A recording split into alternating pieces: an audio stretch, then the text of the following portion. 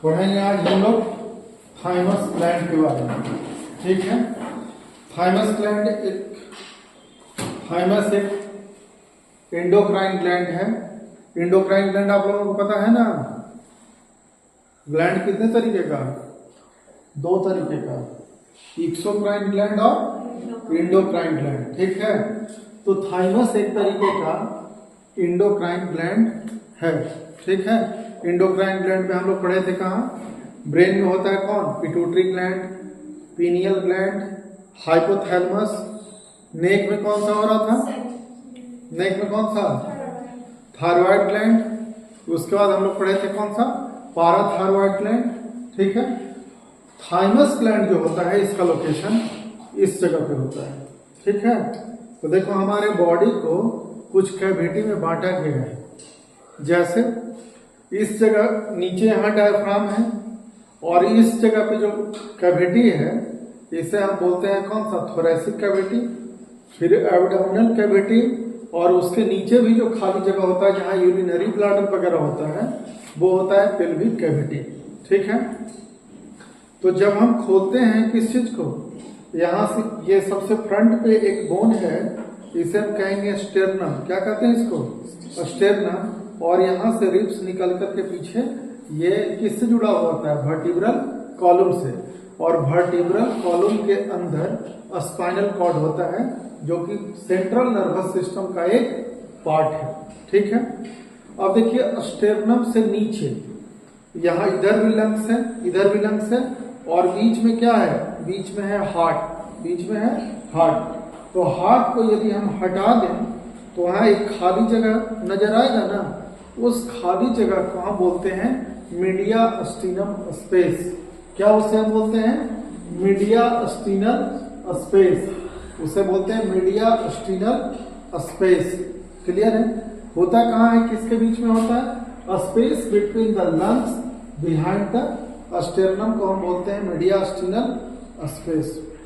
Mediastinal space के ही just पीछे, उसी में स्टेर्नम के जस्ट पीछे लंग्स के बीच में एक ग्लैंड होता है जो कि बाइलोब्ड होता है, जिसमें कितने लोग होते हैं? दो लोग होते हैं। उसी को हम बोलते हैं क्या? Thymus gland. लोकेशन कहाँ है? ये लोकेशन है इसका इन द मीडियास्टिनल स्पेस। समझ गए? फिर आगे समझिए, थाइमस ग्लैंड जो है हमारा, जब कोई बच्चा जन्म लेता है at the time of birth इसका साइज सबसे बड़ा होता है। और जैसे जैसे उम्र बढ़ने लगती है, यानी at the time of puberty, puberty कहने का मतलब अभी तुम लोग का एज है किस चीज का? प्यूबर्टी का। प्यूबर्टी हम कब बोलते हैं? जब रिप्रोडक्टिव ऑर्गन्स फंक्शनल हो जाए तो वैसे एज को हम बोलते हैं कैसा? प्यूबर्टी बोलते हैं। तो at the age of puberty धीरे धीरे साइज इसका क्या होने लगता है? रिड्यूस करने लगता है, छोटा होने लगता है। तो इसी वजह से यहाँ लिख दिए हैं कि large at the time of birth. तो छोटे बच्चे में इसका साइज सबसे बड़ा और जैसे जैसे एज बढ़ा तो इसका साइज क्या हो जाएगा? छोटा। सबसे ऊपर पहले देख लीजिए थाइमस ग्लैंड। इसका ऑरिजिन होता है कैसा? एंडोडर्मल। और क्या होता है? Bilobed gland. जैसा कि आप डायग्राम में देख रहे हैं कि कैसा, कितने लोग हैं? फर्स्ट लोब, सेकंड लोब, यानी दो लोग हैं, तो इसे हम कहेंगे बाइलोब्ड ग्लैंड। ठीक है, ऑरिजिन कैसा हो जाएगा? एंडोडर्मल। याद रखिएगा, थाइमस ग्लैंड का मेन काम है इम्यूनिटी देना, यानी रोगों से बचाना, बैक्टीरिया, वायरस या किसी भी एंटीजन के प्रभाव से हमारे शरीर को बचाना। ये काम है किस चीज का? थाइमस ग्लैंड का। इसी वजह से थाइमस ग्लैंड को और भी हम कहते हैं थ्रोन ऑफ इम्यूनिटी। और क्या कहते हैं इसको? थ्रोन ऑफ इम्यूनिटी कहते हैं। चूंकि टी लिम्फोसाइट्स को यहाँ ट्रेनिंग दिया जाता है फाइट करने के लिए बैक्टीरिया से, वायरस से, एंटीजन से। समझ गए ना? तो इस वजह से इसे और भी कहा जाता है training school of T lymphocytes. Clear है? अब आपको पता है कि थाइमस ग्लैंड इम्यूनिटी देने का काम करता है। इम्यूनिटी समझ में आ गया? हाल ही में जब कोरोना हुआ था तो बहुत लोगों ने इम्यूनिटी का नाम सुना होगा। इम्यूनिटी का मतलब होता है हमारे शरीर में जो रोगों से लड़ने की जो क्षमता होता है, उसी चीज को हम बोलते हैं इम्यूनिटी। ठीक है, थाइमस ग्लैंड इम्यूनिटी देने का काम करता है। अब देखिए, सबसे बड़ा साइन हो गया कब? At the time of birth. इसलिए छोटे बच्चों में मैक्सिमम इम्यूनिटी होता है, रोगों से लड़ने की क्षमता उनमें सबसे ज्यादा होता है छोटा बच्चा में। कोई पूछेगा क्यों, तो उसके बॉडी में थाइमस ग्लैंड का साइज सबसे बड़ा होता है, इस वजह से। लेकिन जब by the time of puberty, जब रिप्रोडक्टिव सिस्टम फंक्शन करने लगे, उस समय के एज को हम बोलते हैं puberty, very small in size, तो इम्यूनिटी आपका क्या हो जाता है? घट जाता है। समझ गए? जैसे जैसे और एज बढ़ेगा, मिडिल एज जाते जाते थाइमस ग्लैंड डिसअपियर हो जाता है। थाइमस ग्लैंड क्या हो जाता है? डिसअपियर हो जाता है, यानी समाप्त हो जाता है। समझ गए? तो वैसे जब थाइमस ग्लैंड समाप्त हो जाए, तब तो हमारे बॉडी का इम्यूनिटी और भी घट जाएगा। और साथ साथ किसी भी इंडिविजुअल में जो एजिंग आता है, एजिंग समझ में आया? एजिंग का मतलब कि जिसमें उम्र दिखाई दे, जिसमें उम्र दिखाई दे, तो एजिंग का मेन कारण है disappearance of thymus gland. Disappearance of thymus gland. समझ में आ रही है बात आप सब लोगों को? तो देखिए, at the time of puberty birth इसका साइज सबसे बड़ा, at the time of puberty size सबसे छोटा, इम्यूनिटी और घट गया। बचपन में इम्यूनिटी सबसे ज्यादा था, लेकिन मिडिल एज में क्या होगा कि डिसअपियर हो जाता है, पूरा का पूरा थाइमस ग्लैंड क्या हो गया? समाप्त हो गया। समाप्त हो गया तो इम्यूनिटी देने वाला एक ऑर्गन हमारे बॉडी से क्या हो गया? गायब हो गया। तो ये वजह होता है एजिंग का। किसी का उम्र होने का मेन वजह है कि थाइमस ग्लैंड का डिसअपियर हो जाना। समझ गए? आगे देखिए, by the time of puberty very small in size. अब देखिए आप यहाँ internal structure of thymus gland, जब इसका ट्रांसवर्स सेक्शन कट करिएगा तो थाइमस ग्लैंड आपको कैसा दिखेगा? तो आपने पढ़ा है कि कैसा होता है? बाइलोब। तो यहाँ हमने क्या बनाया है? दो लोब बनाया है, बाइलोब है। ये है आपका कौन सा लोब? Right lobe. ये है कौन सा? Left lobe. जैसे हम ऐसे खड़े हैं, तो ये मान लो कि मेरा ही थाइमस है, ये मेरा राइट हैंड है तो राइट लोब, लेफ्ट हैंड है तो लेफ्ट लोब। लेकिन जब आप ऐसे करके देखिएगा तो आपको क्या दिखाई देगा? उल्टा। समझ गए ना? तो ये हो जाएगा राइट लोब और ये हो जाएगा लेफ्ट लोब। क्लियर है? थाइमस ग्लैंड चारों तरफ से एक प्रोटेक्टिव लेयर से कवर होता है। उस प्रोटेक्टिव लेयर का नाम है कैप्सूल। उसका क्या नाम है? कैप्सूल। जो सबसे बाहर वाला जो लेयर आप देख रहे हैं, ये हो जाता है क्या? कैप्सूल। थाइमस ग्लैंड के अंदर जब आप देखिएगा तो ये कई लोब में बटा हुआ है। लोब का मतलब टुकड़ा। देखिए, एक टुकड़ा, दो टुकड़ा, तीन टुकड़ा, ऐसे है ना, कई टुकड़ों में ये क्या है? बटा हुआ है। इस वजह से यहाँ लिख दिए हैं कंसिस्ट ऑफ स्मॉल लोब्यूल्स। समझ गए? छोटे छोटे लोब्यूल्स में ये बटा हुआ होता है। ठीक है? अब जो थाइमस ग्लैंड है, इसके बीच वाले पार्ट में देखिए, यहाँ से यहाँ तक ये कहलाएगा कॉर्टेक्स, और इसके अंदर वाला पार्ट कहलाएगा मेडुला। समझ गए? तो यहाँ ये लिख दिए हैं हम कि जो आउटर पार्ट है इसका वो कहलाएगा कॉर्टेक्स, और जो इनर पार्ट है वो कहलाएगा क्या? मेडुला कहलाएगा। ठीक है? जैसा कि आप देख रहे थे थायराइड नहीं, एड्रिनल ग्लैंड में, एड्रिनल ग्लैंड में आप कॉर्टेक्स और मेडुला आपने देखा था। इसके मेडुला वाले रीजन में एक स्पेशल तरीके का कोशिका होता है, सेल होता है, जिसका नाम है हसल्स कॉर्पसल्स। कई बार क्वेश्चन बनकर के ये आया है। समझ गए? क्वेश्चन बनकर क्या है, यानी नीट स्पेशल हो जाएगा। समझ गए? इसके बीच में एक सेल होता है जिसका नाम है हसल कॉर्पसल्स, या इसको हम बोलते हैं थाइमिक कॉर्पसल्स, और इसका नेचर होता है फैगोसाइटिक। फैगोसाइटिक नेचर कहने का मतलब समझ में आया?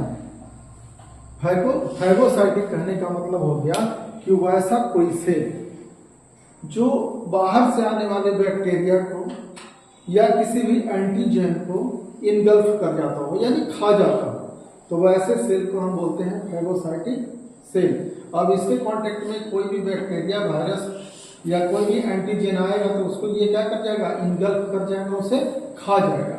कौन, हसल्स कॉर्पसल्स, या इसको बोलते हैं थायमिक कॉर्पसल्स, और इसका नेचर कैसा हो गया, फैगोसाइटिक। समझ गए, फैगोसाइटिक का मतलब होता है सेल ईटिंग, और एक होता है पिनोसाइटोसिस, पिनोसाइटिक उसका मतलब होता है सेल ड्रिंकिंग। तो ये कोई लार्ज सेल्स आएगा उसे क्या कर जाएगा, इनगल्फ कर जाएगा। ये आप देख रहे हैं कौन, internal structure of the thymus gland.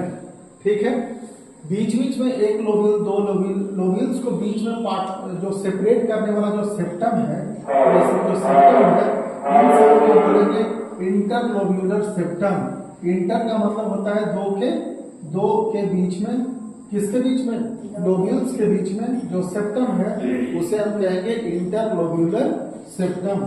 ठीक है, तो अब थाइमस ग्लैंड से एक 3 डक्ट निकलता है। एक हो गया आपका लिम्फेटिक डक्ट, दूसरा जो इसे ब्लड सप्लाई करेगा आर्टरी और वेन। समझ गए ना, तो लिम्फेटिक डक्ट, आर्टरी और वेन।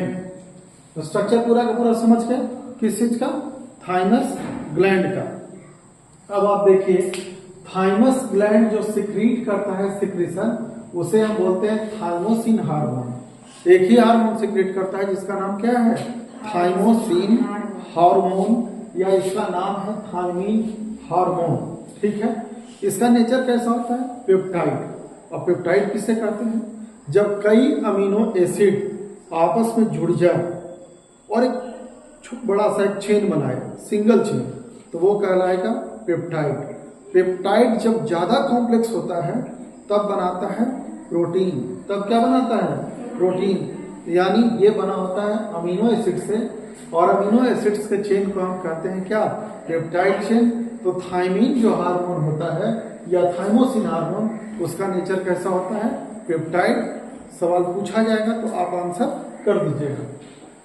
देखिए, थायमीन हार्मोन का काम है मैच्योरेशन ऑफ लिम्फोसाइट्स। अब लिम्फोसाइट्स होता क्या है, तो लिम्फोसाइट्स होता है एक तरीके का क्या सेल होता है जो किसको destroy the antigen produced by bacteria और पैथोजन। हमारे बॉडी में कोई बैक्टीरिया आ गया जो रोग उत्पन्न करता हो, या कोई पैथोजन आ गया, पैथोजन में वायरस भी हो गया, फंजाई भी हो गया, कुछ भी हो गया, तो जो रोग उत्पन्न करता हो उसे हम कहते हैं पैथोजन। ठीक ना, और हमारे शरीर में जा करके वो एक केमिकल बनाएगा जिससे हम बीमार पड़ जाएंगे। उस केमिकल का नाम है क्या, एंटीजन। उस एंटीजन को जो मारता है, मारने का काम करता है कौन, लिम्फोसाइट्स। मारने का काम कौन करता है, लिम्फोसाइट्स। लिम्फोसाइट्स बनता कहाँ है, तो हमारे बॉडी में जो लॉन्ग बोन होते हैं, जैसे ये लॉन्ग बोन है, हाथ वाला ये लॉन्ग बोन है। हमारे बॉडी में जहां जहां भी फीमर हो गया, रेडियस अल्ना हो गया, ये सब लॉन्ग बोन है। और लॉन्ग बोन के अंदर जो बोन मैरो होता है वहीं बनता है आपको कौन, लिम्फोसाइट्स। तो बोन मैरो के अंदर हड्डी के बीच में जो छेद होता है ना, जिसमें मटेरियल सब भरा रहता है, उसे हम कहते हैं बोन मैरो। और बोन मैरो के अंदर ही बनता है लिम्फोसाइट्स। समझ गए, वहां उसका फॉर्मेशन हुआ और वहीं वो मैच्योर कर जाए तो कहलाएगा बी लिम्फोसाइट्स। लेकिन वही लिम्फोसाइट्स जब आ जाए थाइमस के पास और थाइमस में आकर के मैच्योर होगा तब कहलाएगा वो टी लिम्फोसाइट्स। क्लियर, समझ में आ गया। लिम्फोसाइट्स कहाँ बनता है, बोन मैरो में। बोन के बीच का जो कैविटी होता है उसमें बनता है लिम्फोसाइट्स। लिम्फोसाइट्स यदि बोन मैरो में ही मैच्योर करे या डेवलप कर जाए तो कहलाएगा बी लिम्फोसाइट्स। लेकिन वही लिम्फोसाइट्स जब ब्लड के जरिए कहाँ पहुंचेगा, थाइमस में। ब्लड के जरिए पहुंचेगा ना थाइमस में, तो थाइमस में यदि मैच्योर करता है तब वो कहलाएगा टी लिम्फोसाइट्स। तब क्या कहलाएगा, टी लिम्फोसाइट्स। इसीलिए टी लिम्फोसाइट्स का थाइमस ग्लैंड को इसी वजह से हम लोग कहे थे training school of T lymphocytes, क्योंकि यहाँ आकर के वो क्या करेगा, मैच्योर करेगा। ठीक है, तो थायमीन हार्मोन का मेन मकसद होता है मैच्योरेशन ऑफ लिम्फोसाइट। स्पेशली पूछेगा तो कौन सा, टी लिम्फोसाइट्स। टी का मतलब थाइमस। थाइमस में आकर के जो लिम्फोसाइट्स मैच्योर किया वो हो जाएगा टी लिम्फोसाइट्स, बोन मैरो में किया तो बी लिम्फोसाइट्स। क्लियर है?